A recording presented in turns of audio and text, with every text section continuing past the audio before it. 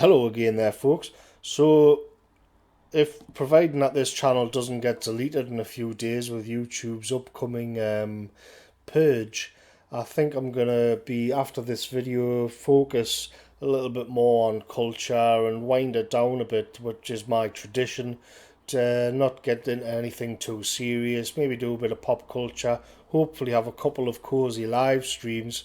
If, like I say, if the channel survives, we'll see how it goes. I want to say it from the off, I want to thank everybody very much who supported my work this year. It's the only reason I could get so much done, and I don't mention that nearly enough.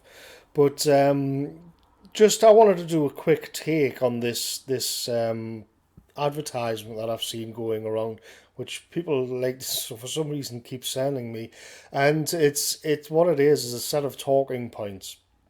It's by HSBC, and this one in particular is against. It's targeting the Brexit party, the Leave voters in the European Union referendum, and what they're doing here. So it says we are not an island. We are a Colombian coffee drinking, American movie watching, Swedish flat pack assembling, Korean tablet tapping, Belgian striker supporting, Dutch beer cheersing, tikka masala eating, wonderful little lump of land in the middle of the sea. We are part of something far, far bigger. And what that thing that they are talking about, which is bigger, is globalism and open borders and the free flow of capital and people.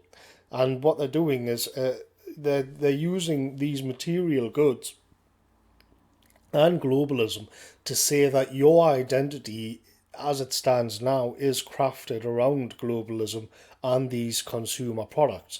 This is who you are. This is what your identity is. And so if you're somebody like say a Believe voter, a Little Englander, this can be a bit of a challenge. This can be quite daunting because there's truth to it. And so you are then in the position of saying, well, what is it that you want to protect? What is your identity? What is it that you want to conserve? And it can leave people stumped because what these globalists are saying to them is that your identity is these products.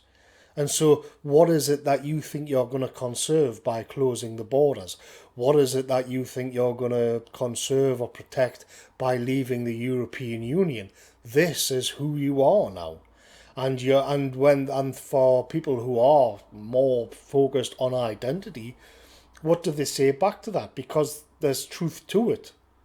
There is truth to it. What can you argue back? And I think the way that you have to deal with this is to own it and say, well, yeah, this is what we have become, but we don't like it. This may well be the reality, but we want our identity back. In other words, you accept that this is the current state of affairs and then spin it around and say, but it sucks, it's crap, and we want our identity back. There's more to life than being a bottom margin on some banker's spreadsheet. There's more to life and being in the world than a Swedish flat pack and trying to read the instructions, or a Korean tablet tapping. All of this, it's all junk, really. And people have to begin to frame it and not pretend that this isn't the case. Because I used to see this a long time ago, in a slightly different form. And I used to think to myself, well, there is some truth to that. Because if this is who we are, then how do we reject this? Is because this is who we've become, and you have to just own it and say, well, yeah, the fact that we have been reduced to just a set of material goods, that in itself is the problem.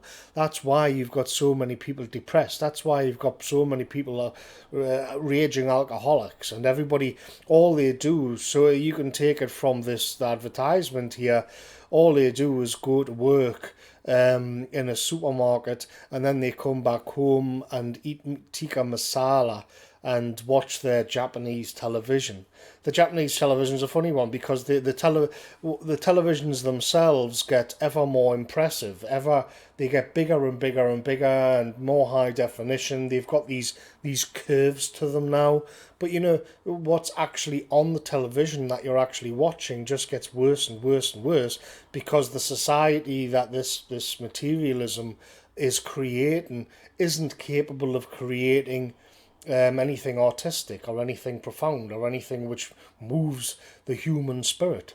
It's so you're just what your television, your means of watching something has become pretty impressive by any standard. Problem is, it's all soulless, and so what you're actually watching on this gigantic 180-inch curved screen, high definition 4K, whatever the hell, is actually garbage.